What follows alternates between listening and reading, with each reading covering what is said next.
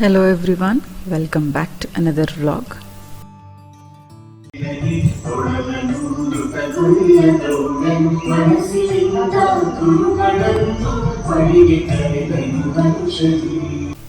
ಇವತ್ತು ನಮ್ಮ ಮನೆಗೆ ಚರಿತ್ ಫ್ರೆಂಡ್ ಬಂದಿದ್ದಾಳೆ. ಸಂದೀಪ್ ಅವ್ರ ಅಕ್ಕನ ಮಗಳು ಮಾಧುರ್ಯ ಅಂತ. ಸೊ ಚರಿತ್ ಅವಳು ತುಂಬ ಎಂಜಾಯ್ ಮಾಡ್ತಾ ಇದ್ದಾರೆ. ಒಟ್ಟಾಡಿದ್ದಾದಮೇಲೆ ಚರಿತ್ತಿಗೆ ಅತ್ತೆ ಮಾವ ಹತ್ರ ಬಿಟ್ಬಿಟ್ಟು ಮಾಧುರ್ಯನ ಕರ್ಕೊಂಡು ನಾವು ಮಾಲಿಗೆ ಹೋಗ್ತಾ ಇದ್ದೀವಿ. ಅವಳ ಮಾತುಗಳು ಕೇಳಕ್ಕೆ ಚಂದ.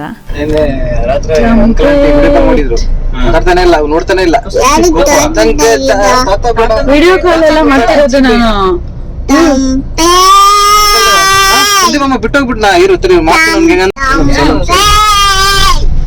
ಹೋಗ್ತೀಯ?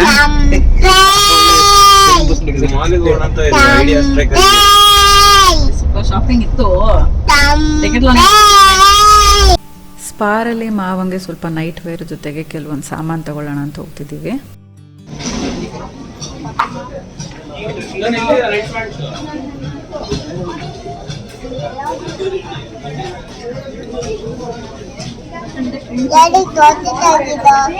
ಇದು ಯೂಟ್ಯೂಬಲ್ಲಿ ಹಾಕಕ್ಕೆ.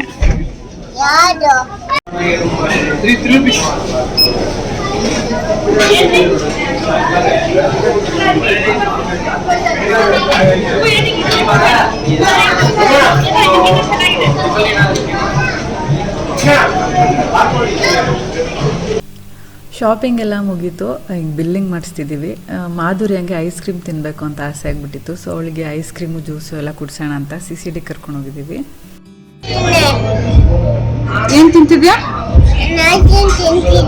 ಜ್ಯೂಸು ಯಾರಿಗೆ ಬಿಟ್ಟು ಕುಡಿತಿದ್ಯಾ? ಚರಿತಂಗೆ ಬಿಟ್ಟು ಕುಡಿತಿದ್ಯಾ?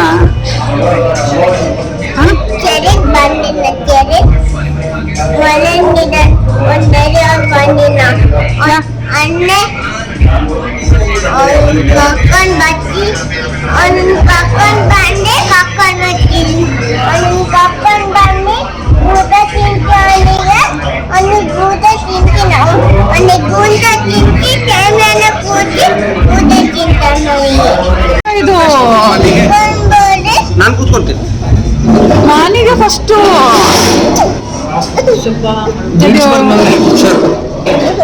ಹೈಟ್ ಕಡಿಮೆ ಆಯ್ತಾನಲ್ಲ ಅವಳು. ಮೇಲೆ ಕೂಚು ಮಾಡ್ತೀವಿ, ಇದ್ರ ಮೇಲೆ ಕೂತ್ಯಾ? ಟೇಬಲ್ ಬೇಡ ತೆಗಿಲ್ಲ ಇದು. ಅಯ್ಯೋ ಎಕ್ಸೈಟ್ಮೆಂಟ್ ಬೇಕಾ? ನಿಂತ್ಕೊ ಅದು ಮತ್ತೇನ್ ಮಾಡ್ತೀಯ ಈಗ? ಏನೋ ಮಾಡ್ತೇ ಕಣ. ವಿಡಿಯೋ ನೋಡು, ನನಗೆ ಚಂದ.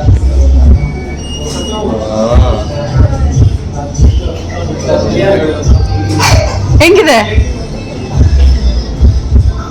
No comments.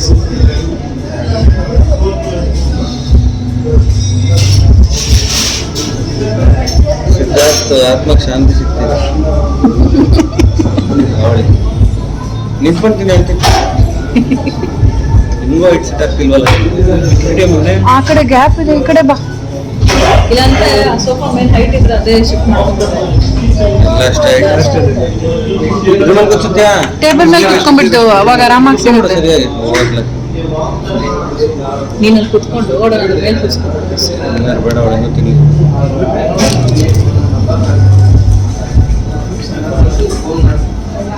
ಅತ್ತೆ ಮಾಡೋ ತಂಬಿಟ್ಟು ಅಂದರೆ ಶೇಂಗಾ ಮತ್ತು ಹಿಟ್ಟು ಹಾಕಿ ಅಕ್ಕಿ ಹಿಟ್ಟು ಹಾಕಿ ಒಂದು ಉಂಡೆ ಮಾಡ್ತಾರೆ. ಯೂಶ್ವಲಿ ಇದು ಗಣಪತಿ ಹಬ್ಬಕ್ಕೆ ಮಾಡ್ತಾರೆ. ತುಂಬ ಅಂದರೆ ತುಂಬ ಟೇಸ್ಟಿಯಾಗಿರುತ್ತೆ. ಹೆಲ್ದಿ ಕೂಡ ಹೌದು. ಇದರಲ್ಲಿ ತುಪ್ಪ ಹಾಕಲ್ಲ, ಏನೂ ಹಾಕಲ್ಲ, ಜಸ್ಟ್ ಬೆಲ್ಲ ಯೂಸ್ ಮಾಡಿ ಮಾಡೋದು. ನಿಮಗೆ ಈ ರೆಸಿಪಿ ಶೇರ್ ಮಾಡೋಣ ಅಂತ ಅತ್ತೆ ಮಾಡ್ತಿದ್ದಾರೆ. ಇದನ್ನು ನಾನು ನಿಮಗೆ ತೋರಿಸ್ಕೊಡ್ತಾ ಇದ್ದೀನಿ. ಇದರಲ್ಲಿ ಎಲ್ಲನೂ ಈಕ್ವಲ್ ಕ್ವಾಂಟಿಟಿಯಲ್ಲಿ ಹಾಕಬೇಕು ಅಂತ ಹೇಳಿದ್ದಾರೆ. ಶೇಂಗಾ ಎಷ್ಟು ತೊಗೊಂಡಿರ್ತೀವೋ ಅಷ್ಟು ಕಡಲೆ ಹಿಟ್ಟು ಮತ್ತು ಅಷ್ಟು ಹುರ್ಗಡ್ಲೆ ಇದನ್ನೆಲ್ಲನೂ ನಾವು ರೆಡಿ ಮಾಡಿಟ್ಕೊಂಡಿದ್ದೀವಿ. ಶೇಂಗಾನ ರೋಸ್ಟ್ ಆಗೋವರೆಗೂ ಹುರ್ಕೊಂಡು ಸಿಪ್ಪೆ ತೆಗೆದಿಡ್ತಾ ಇದ್ದಾರೆ. ಹಾಗೆಯೇ ಅಕ್ಕಿ ಹಿಟ್ಟನ್ನ ಈ ಕಲರ್ ಗೋಲ್ಡನ್ ಕಲರ್ ಬರೋವರೆಗೂ ಹುರಿತಾ ಇದ್ದಾರೆ. ಹುರಿದು ಈಗ ತಣ್ಣಗಾಕಕ್ಕೆ ಅಂತ ಇಟ್ಟಿದ್ದಾರೆ. ಅದ್ರ ಜೊತೆಗೆ ಈಗ ಒಂದು ಹಿಡಿಯಷ್ಟು ಎಳ್ಳನ್ನು ಕೂಡ ಹುರ್ಕೋತಾ ಇದ್ದಾರೆ ಲೈಟಾಗಿ.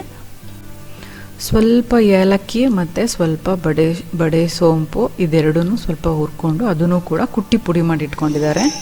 ಸೊ ನಿಮಗೆ ಐಡಿಯಾ ಸಿಗುತ್ತೆ ಅಂತ ಈಗೆಲ್ಲನೂ ತೋರಿಸ್ತಾ ಇದ್ದಾರೆ. ಕಪ್ಪೆಳಿದ್ದು ಅದನ್ನು ಮಿಕ್ಸ್ ಮಾಡಿ ಇಲ್ಲ ಫುಲ್ ನುಣ್ಣಗೆ ಪೌಡರ್ ಮಾಡ್ಬೇಕಾಗಪ್ಪ. ಇಲ್ಲ ನುಣ್ಣಗೆ ಮಾಡಬೇಕು, ನುಣ್ಣಗೆ ಮಾಡಿದ್ರೆ ಸರಿ ಆಗಲ್ಲ. ಇದಕ್ಕೆ ಉಂಡೆ ಕಟ್ಟುವಾಗ ಒಣಕೊಬ್ಬರಿ ಕೂಡ ಹಾಕಿದ್ರೆ ಇನ್ನೂ ತುಂಬ ಟೇಸ್ಟಿಯಾಗಿರುತ್ತೆ. ಬಟ್ ಅವತ್ತಿನ ದಿನ ಒಣಕೊಬ್ಬರಿ ಮನೇಲಿರಲಿಲ್ಲ, ಸೊ ಅದು ಹಾಕಿರಲಿಲ್ಲ. ಬೇರೆ ಎಲ್ಲ ಇಂಗ್ರೀಡಿಯೆಂಟ್ಸ್ ರೆಡಿಯಾಗಿದೆ. ಇದೆಲ್ಲ ತಣ್ಣಗಾಗಿ ರುಬ್ಬೋಕ್ಕೂ ಮುಂಚೆ ನಾನು ನಿಮಗೆ ನನ್ನ ಗ್ರೇ ಹೇರ್ಗೆ ನಾನು ಹೇಗೆ ಕೇರ್ ತೊಗೋತೀನಿ ಅಂತ ತೋರಿಸ್ತಾ ಇದ್ದೀನಿ. ಬಿಳಿ ಕೂದಲು ಆಗೋಗಿದೆ, 30 ವರ್ಷ ಆದ ತಕ್ಷಣ ಬಿಳಿ ಕೂದಲು ಆಟೋಮೆಟಿಕ್ಕಾಗಿ ಸ್ಟಾರ್ಟ್ ಆಗೋಗುತ್ತೆ. ಲೈಫಲ್ಲಿ ಅದು ಇದು ಸ್ಟ್ರೆಸ್ ಇರುತ್ತೆ ಎಲ್ಲರಿಗೂ ಕೂಡ. ನನಗೆ ಮೆಹಂದಿನ ರಾತ್ರಿ ಎಲ್ಲ ಸೋಕ್ ಮಾಡಿಟ್ಟು ಬೆಳಗ್ಗೆ ಅಪ್ಲೈ ಮಾಡುವಷ್ಟು ಟೈಮ್ ಇರೋದಿಲ್ಲ, ಪೇಷನ್ಸ್ ಕೂಡ ಇರೋದಿಲ್ಲ. ಸೊ ನಾನು ಮಾಮಾಅರ್ತ್ ಅವರ ನ್ಯಾಚುರಲ್ ಹೆನ್ನಾ ಪೇಸ್ಟನ್ನ ಅಪ್ಲೈ ಮಾಡ್ತೀನಿ. ಇದು ಎಲ್ಲನೂ ಪ್ರಿಪೇರ್ಡ್ ಆಗಿ ಬರುತ್ತೆ, ಸೋಕ್ ಮಾಡೋದು ಬೇಡ ಏನು ಬೇಡ. ಒಂದು ಬೌಲಿಗೆ ಟ್ರಾನ್ಸ್ಫರ್ ಮಾಡಿಬಿಟ್ಟು ಯಾವುದಾದ್ರೂ ಬ್ರಷ್ ತೊಗೊಂಡು ನೀವು ಅಪ್ಲೈ ಮಾಡ್ಬೋದು, ಅಥವಾ ಕೈಗೆ ಗ್ಲೌಸ್ ಹಾಕ್ಕೊಂಡು ಅಪ್ಲೈ ಮಾಡ್ಬೋದು, ಅಥವಾ ಬೇರೆ ಹ್ಯಾಂಡಿಂದನೂ ಅಪ್ಲೈ ಮಾಡ್ಬೋದು, ನಿಮಗೆ ಹೇಗೆ ಕಂಫರ್ಟಬಲ್ಲೋ ಹಾಗೆ. ಇದು ಅಪ್ಲೈ ಮಾಡಿ ಒಂದು 2 ಗಂಟೆ ಆದಮೇಲೆ ನಾವು ಹೇರ್ನ ವಾಶ್ ಮಾಡಬೇಕು. ಏನೂ ಅಪ್ಲೈ ಮಾಡೋದು ಬೇಡ, ಹಾಗೇ ವಾಟರ್ ವಾಶ್ ಮಾಡಬೇಕು.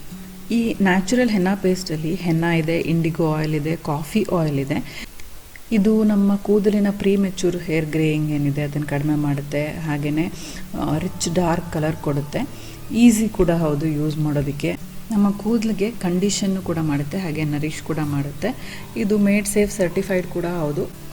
ಇದರಲ್ಲಿರೋ ಡಾರ್ಕ್ ರೋಸ್ಟ್ ಕಾಫಿ ಏನಿದೆ ಇದು ಹೇರ್ ಗ್ರೋತ್ನ ಬೂಸ್ಟ್ ಮಾಡುತ್ತೆ, ಶೈನ್ ಕೂಡ ಕೊಡುತ್ತೆ. ಆಲ್ರೆಡಿ ನನ್ನ ಕೂದಲಿನ ಗ್ರೇ ಹೇರ್ ಎಲ್ಲನೂ ಕವರ್ ಅಪ್ ಆಗಿದೆ.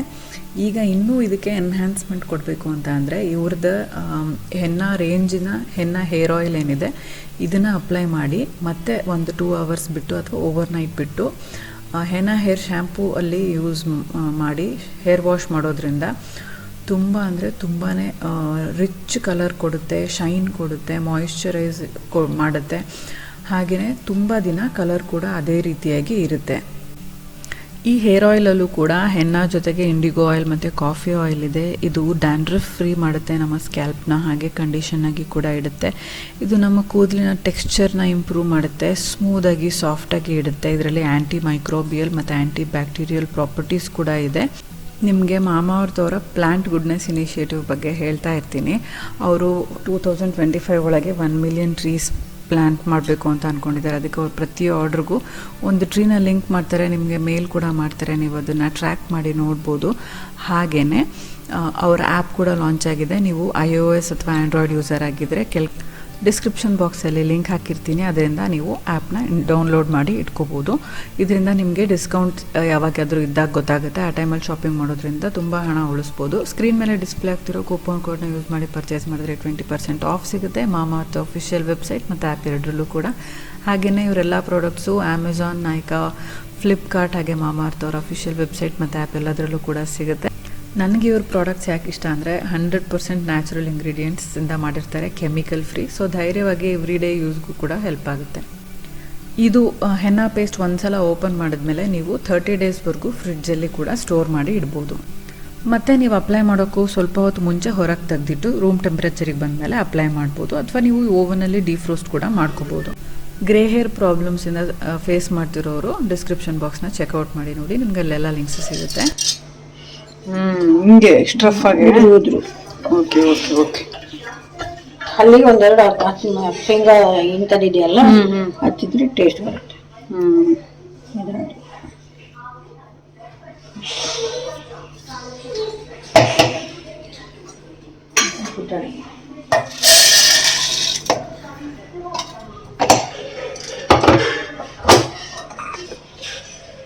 ಮಾಡ್ಲಾ?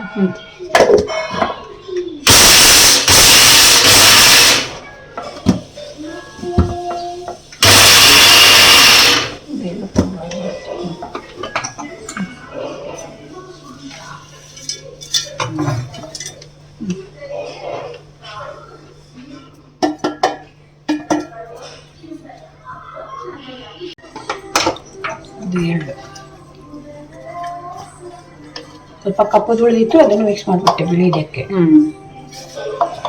ಬರೀ ಬಿಳಿದು ಹಾಕಿದ್ರೆ ನಡೆಯುತ್ತೆ.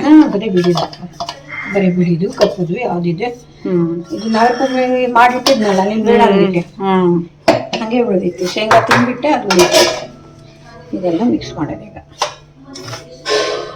ಕೊಬ್ಬರಿ ಸ್ವಲ್ಪ ಹಾಕ್ಬೇಕು, ಒಣ ಕೊಬ್ಬರಿ ಸದ್ಯಕ್ಕಿಲ್ಲ.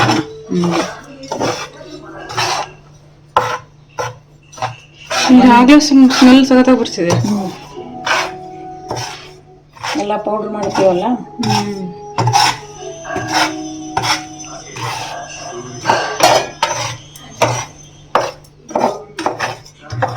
ಚೆನ್ನಾಗಿ ಮಿಕ್ಸ್ ಮಾಡ್ಕೊಳ್ಳೋದು.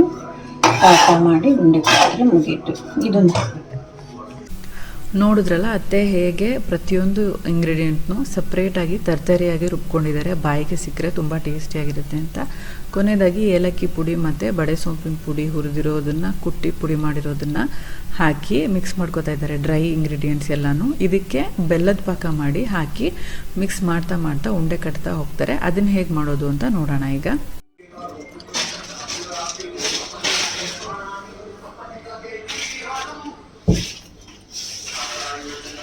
ನೀರು ಹಾಕ್ಬೇಕಾ ಹಂಗೆ ಕರಗಬೇಕು? ಸ್ವಲ್ಪ ನೀರು ಹಾಕ್ಬೇಕು. ಸ್ವಲ್ಪ ನೀರು ಹಾಕಿ ಚೆನ್ನಾಗಿ ಕರೆಸ್ಕೊಂಡು ಹಿಡಿಬೇಕು. ಇದು ನಿಮ್ಮ ಸ್ವೀಟ್ ಲೆವೆಲ್ ಎಷ್ಟಿದೆ ನೋಡಿಕೊಂಡು ನೀವು ಬೆಲ್ಲ ಯೂಸ್ ಮಾಡ್ಬೋದು. ಇದು ಮೀಡಿಯಮ್ ಸ್ವೀಟಿಗೆ ಎಷ್ಟು ಬೇಕು ಅಷ್ಟು ಬೆಲ್ಲ ಹಾಕಿದ್ದಾರೆ. ಸ್ವಲ್ಪ ನೀರು ಹಾಕಿ ಪಾಕ ರೆಡಿ ಮಾಡ್ಕೊತಿದ್ದಾರೆ. ಈಗ ಬೆಲ್ಲ ಕರಗ್ತಾ ಬರ್ತಾ ಇದೆ, ನೀವು ನೋಡ್ತಿರ್ಬೋದು. ಜಸ್ಟ್ ಕುದಿ ಬಂದರೆ ಸಾಕು. ಕುದಿ ಬರ್ತಿದ್ದ ಹಾಗೇ ಅತ್ತೆ ಫ್ಲೇಮ್ನ ಫುಲ್ ಸಿಮ್ ಮಾಡಿಬಿಟ್ಟು ಪಾಕ ಹಾಕ್ತಾ ಹಾಕ್ತಾ ಸ್ವಲ್ಪ ಸ್ವಲ್ಪನೇ ಹಿಟ್ಟಿಗೆ ಪಾಕ ಹಾಕೋದು ಉಂಡೆ ಕಟ್ಟೋದು ಮಾಡ್ತಾ ಹೋಗ್ತಾರೆ. ತಣ್ಣಗಾದ್ಮೇಲೆ ಕಟ್ಟೋದು ಕಷ್ಟ ಅಂತ.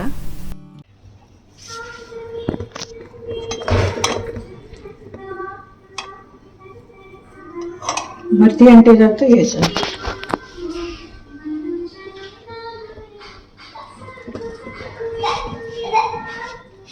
ಸ್ವಲ್ಪ ಸ್ವಲ್ಪನೇ ಹಾಕೊಂಡು ಮಾಡ್ತಾ ಚೂರು ಚೂರು ಹಾಕಿ ಎಲ್ಲ ಒಟ್ಟಿಗೆ ಹಾಕ್ಬಿಟ್ರೆ ಗಟ್ಟಿ ಆಗಿಬಿಡುತ್ತೆ ಅಂತ. ಆಗಲ್ಲ. ಗಟ್ಟಿ ಇದ್ರೆ ಬಿಸಿ ಇದ್ರೆ ಉಂಡೆ ಚೆನ್ನಾಗಿ ಬರುತ್ತೆ. ತುಂಬಾ ಪಾಕ ಗಟ್ಟಿ ಪಾಕ ಮಾಡ್ಕೊಂಡ್ರೆ ಬೇಗ ಇದಾಗ್ಬಿಡುತ್ತೆ. ಸಣ್ಣದಾಗ್ಬಿಟ್ರೆ ಉಂಡೆ ಬಾಟ ಬಾಟ ಆಗ್ಬಿಡೋದು, ಕಲ್ಲಾದಂಗೆ ಆಗ್ಬಿಡುತ್ತೆ. ಯಾಕಂದ್ರೆ ಹಿಟ್ಟಿರುತ್ತೆ, ಅಕ್ಕಿ ಹಿಟ್ಟು, ಆಮೇಲೆ ಇದು ಗೋಬೂಡ, ಬೆಳಗಡ್ಲೆ. ಅದಕ್ಕೆ ತುಪ್ಪ ಹಾಕೋದೇ ಬೇಡ.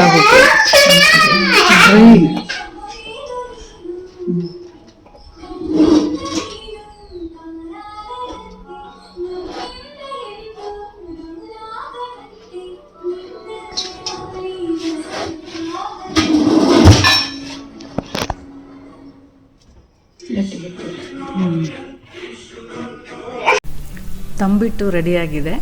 ಈಗ ಸಾಂಬಾರ್ ಪೌಡರ್ ಮಾಡೋದು ತುಂಬ ಜನ ಕೇಳ್ತಾ ಇದ್ರಿ ರೆಸಿಪಿನ, ಅದು ಕೂಡ ಶೇರ್ ಮಾಡ್ತಿದ್ದೀನಿ. ಇದಕ್ಕೆ ಮೊದಲಿಗೆ ಧನಿಯಾನ ಹುರಿದಿಟ್ಕೋತಾ ಇದ್ದಾರೆ. ಅದ್ರ ಜೊತೆಗೆ ಯಾವ್ಯಾವ ಇಂಗ್ರೀಡಿಯೆಂಟ್ಸು ಅಂತ ಇಲ್ಲಿ ತೋರಿಸ್ತಿದ್ದಾರೆ ನೋಡಿ. 1 ಬೌಲ್ ಜೀರಿಗೆ, 1 ಬೌಲ್ ಸಾಸಿವೆ, ಹಾಗೆ ಅರ್ಧ ಬೌಲಷ್ಟು ಮೆಂತೆ ಮತ್ತು ಕಡಲೆಬೇಳೆ, 1 ಸಣ್ಣ ಕಪ್ಪಷ್ಟು ಅಕ್ಕಿ ಮತ್ತು ಪೆಪ್ಪರ್ ಕಾಳು, ಕರಿಬೇವು 1 ಬೌಲಷ್ಟು, ಹಾಗೆಯೇ ಅರಿಶಿಣದ ಕೊಂಬು. ಇದಿಷ್ಟನ್ನು ಹುರ್ಕೊಂಡು ಪೌಡರ್ ಮಾಡ್ತಾರೆ. ಜೀರಿಗೆ, ಕಡಲೆಬೇಳೆ, ಅಕ್ಕಿ, ಸಾಸಿವೆ, ಕರಿಮೆಣಸು, ಮೆಂತೆ ದಸಿ ಕಮ್ಮಗಾಲಟ್ಟು ಬಿಚಾಲ. ಒಂದು ಬೌಲ್ ಉದ್ದಿನ ಬೇಳೆ ಕೂಡ ಹೌದು, ಆಗಲೇ ಇಂಗ್ರೀಡಿಯೆಂಟ್ಸ್ ತೆಗೆದೋದನ್ನು ಮರ್ತಿದ್ರು.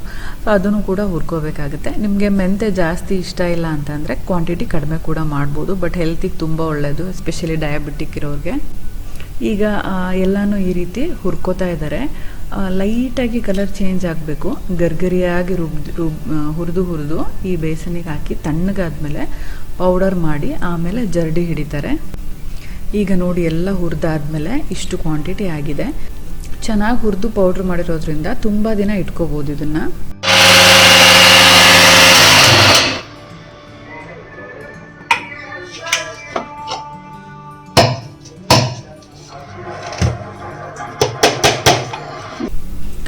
ಬಹಳಷ್ಟು ಜನ ಇದಕ್ಕೇನೆ ಒಣಮೆಣಸಿನ್ಕಾಯಿ ಕೂಡ ಹಾಕಿ ಸಾಂಬಾರು ಪೌಡ್ರ್ ಮಾಡಿಟ್ಕೋತಾರೆ. ನಮ್ಮ ಮನೇಲಿ ಖಾರದ ಪುಡಿ separate, sambar powder separate. MTR sambar ಪೌಡ್ರೆಲ್ಲ ತೊಗೊಂಡು ಬಂದು ಮಾಡಿದ್ರೆ ಟೇಸ್ಟ್ ಮನೇಲಿ ಮಾಡಿರೋ ಥರ ಇರೋದಿಲ್ಲ. ಬಹಳಷ್ಟು ಜನ ಕೇಳ್ತಿದ್ರಿ ಇದೊಂದು ರೆಸಿಪಿ ಬೇಕು ಅಂತ. ಈ ರೆಸಿಪಿ ಇದ್ದರೆ ನಿಮಗೆ ಲೈಫ್ ಲಾಂಗ್ ಯೂಸ್ ಮಾಡ್ಬೋದು. ಈ ಸಾಂಬಾರು ಪುಡಿ ಮಾಡಿಟ್ಕೋಬೋದು. ಅತ್ತೆ ಯೂಶ್ವಲಿ ತುಂಬ ಕ್ವಾಂಟಿಟಿಯಲ್ಲಿ ಮಾಡಿಟ್ಕೊಳ್ಳಲ್ಲ. ಫ್ರೆಶ್ ಸಾಂಬಾರು ಪುಡಿ ಸ್ವಲ್ಪ ಸ್ವಲ್ಪ ಮಾಡಿದ್ರೆ ಸಾಂಬಾರು ಟೇಸ್ಟ್ ತುಂಬ ಚೆನ್ನಾಗಿರುತ್ತೆ ಅಂತ. ಇಷ್ಟಿಷ್ಟೇ ಮಾಡ್ತಾರೆ. ನನಗೂ ಒಂದು ಬಾಕ್ಸ್ ಕೊಡ್ತಾರೆ ಫ್ರೆಶ್ ಆಗಿ, ಅದನ್ನು ಖಾಲಿ ಆದಮೇಲೆ ಮತ್ತೆ ಫ್ರೆಶ್ ಆಗಿ ಮಾಡ್ತಿರ್ತಾರೆ. ಬಟ್ ನೀವು ಬೇಕಂದರೆ ಜಾಸ್ತಿ ಕ್ವಾಂಟಿಟಿ ಮಾಡಿ ಏರ್ ಟೈಟ್ ಕಂಟೈನರಲ್ಲಿ ಹಾಕಿಟ್ಕೋಬೋದು. ಸೊ ಇವತ್ತಿನ ವಿಡಿಯೋ ಈಗ ಹೇಗೆ ಅನಿಸ್ತು, ಇಷ್ಟ ಆಯಿತಾ? ಇಷ್ಟ ಆಗಿದ್ರೆ ಲೈಕ್ ಮಾಡಿ, ಫ್ರೆಂಡ್ಸ್ ಆ್ಯಂಡ್ ಫ್ಯಾಮಿಲಿ ಜೊತೆ ಕೂಡ ಶೇರ್ ಮಾಡಿ. ಅವ್ರಿಗೂ ಕೂಡ ಸಾಂಬಾರ್ ಪೌಡರ್ ರೆಸಿಪಿ ಅಥವಾ ತಂಬಿಟ್ಟು ರೆಸಿಪಿಯಿಂದ ಹೆಲ್ಪ್ ಆಗ್ಬೋದು. ನೀವಿನ್ನೂ ನಮ್ಮ ಚಾನಲ್ಗೆ ಸಬ್ಸ್ಕ್ರೈಬ್ ಮಾಡದೆ ನೋಡ್ತಾ ಇದ್ದರೆ ಸಬ್ಸ್ಕ್ರೈಬ್ ಮಾಡಿ, ಪಕ್ಕದಲ್ಲಿರೋ ಬೆಲ್ ಐಕನ್ನ ಕ್ಲಿಕ್ ಮಾಡೋದ್ರಿಂದ ನನಗೆಲ್ಲ ವಿಡಿಯೋ ನೋಟಿಫಿಕೇಷನ್ ನಿಮ್ಮ ಮೊಬೈಲ್ಗೆ ತಕ್ಷಣ ಸಿಗುತ್ತೆ ಅಂತ ಹೇಳ್ತಾ ಈ ವ್ಲಾಗ್ನ ನಾನು ಇಲ್ಲಿಗೆ ಮುಗಿಸ್ತಾ ಇದ್ದೀನಿ. See you all in my next vlog. Till then, take care. Bye bye.